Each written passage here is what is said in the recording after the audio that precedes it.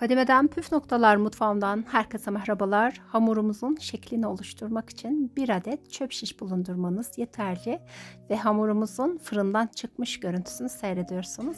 Eğer ki bu tarif tam benlik diyorsanız detaylı tarif için videoma geçelim. Yoğurma kabıma 1 yemek kaşığı dolusu instant mayayı ve 3 tatlı kaşığı toz şekeri ilave ediyorum. 1 su bardağı ılık sütü ekleyerek bir süre karıştırıyorum. Su bardağımız klasik 200 milimlik su bardağı ve sütümüz ılık olacak. Ardından ılık olacak 1 su bardağı suyu da ilave ediyorum. Ve kapağı kapatıp 5 dakika kadar mayamın aktif hale gelmesini bekliyorum. 5 dakikalık sürenin ardından yarım çay bardağı sıvı yağ, beyaz zeytinyağı, dilediğiniz yağ kullanabilirsiniz. 1 adet yumurta ekliyoruz. Bir süre karıştırdıktan sonra toplamda tarifimiz için 6 su bardağından bir parmak eksik un kullandım.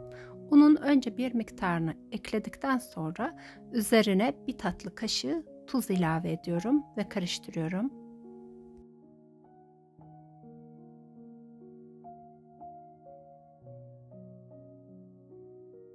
Çırpıcı yardımıyla bütün malzemelerin birbirine karışmasını sağladıktan sonra kalan unu da ilave edip hamurumu elimle toparlıyorum.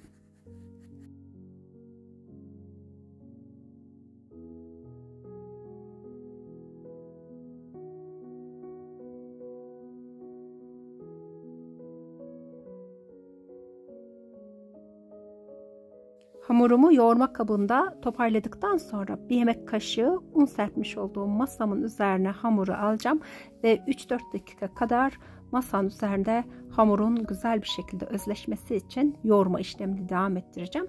Bu önemli bir detay. Sizler de muhakkak hamurunuzu 3-4 dakika kadar yoğurunuz.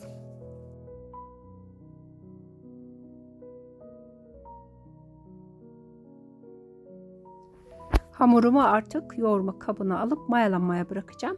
Kıvamını görüyorsunuz. Ele yapışmayan yumuşak bir hamur oldu. Yaklaşık 40 dakika kadar oda ısısında mayalanmaya bırakalım.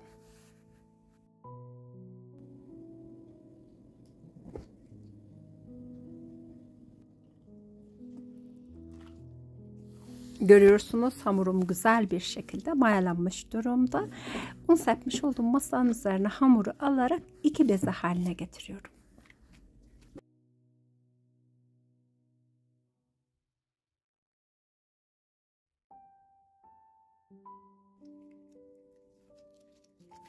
Arkadaşlar eğer vaktiniz varsa bezeleri 5 dakika dinlendirip ardından merdane ile açabilirsiniz. Bu şekilde açma işleminiz daha kolay olacak. Vaktim olmadığı için hemen ilk bezemi açmakla başlıyorum.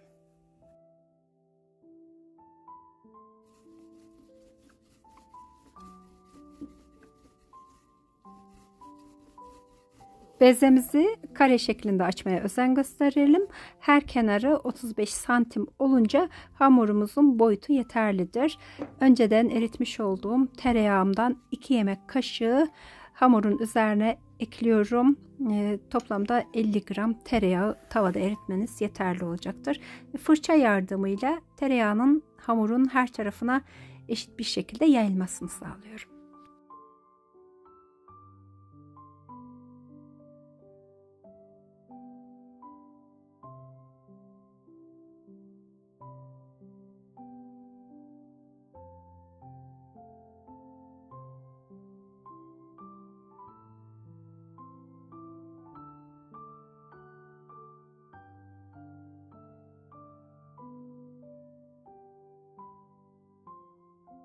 Yağlayıp katlamış olduğum ilk hamurum hazır.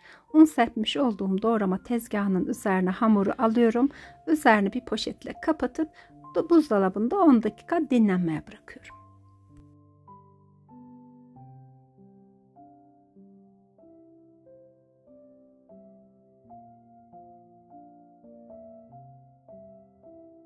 Un serpmiş olduğum masama ikinci bezemi de alıyorum.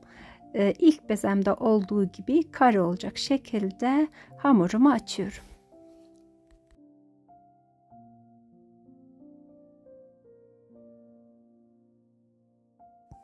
Ben ikinci bezemizi açarken sizlerden küçük bir ricam olacak.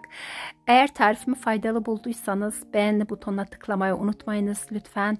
İlk kez bu videoda benimle karşılaştıysanız ve kanalıma abone değilseniz kanalıma abone olarak beni destekleyebilirsiniz. Her zaman söylediğim gibi siz değerli takipçilerimin desteği olmadan kanalım büyüyüp bir yerlere gelemez. Şimdiden kanalıma destek olacak herkese çok teşekkür ediyorum ve kanalıma abone olduktan sonra bildirim zilini aktif hale getirmeniz yeni videolarımdan haberdar olmanızı sağlayacaktır. Bunu da unutmayalım lütfen. Şekil verme aşamasına dolapta dinlenmiş olan ilk hamurumuzdan başlıyoruz.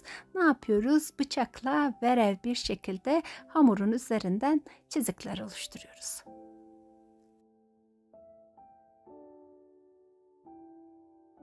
Ardından da çöp şiş yardımıyla verevli çiziklerin arasına baskı uyguluyoruz.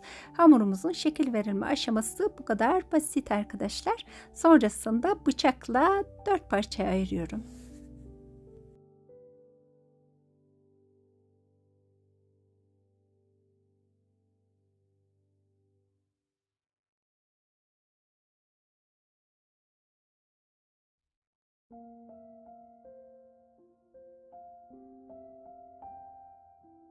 Pişirme kağıdı sermiş olduğum fırın tepsisine hamurlarımı yerleştiriyorum.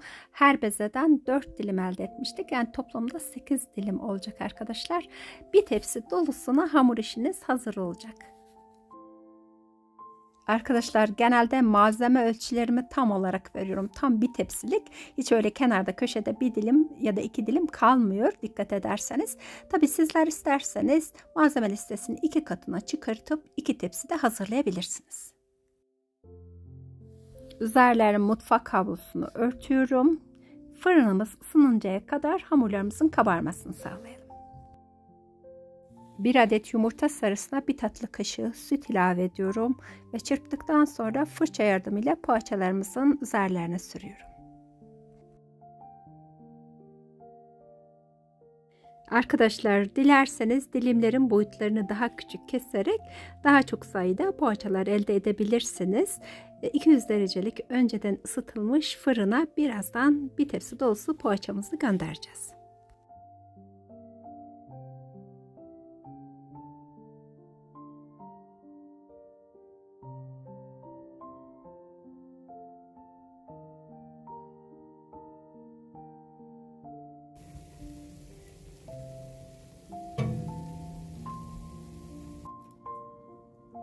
Puf puf kabaran pamuk gibi poğaçalarımız fırından çıktılar. Tel ızgaramın üzerine alıp soğumaya bırakıyorum.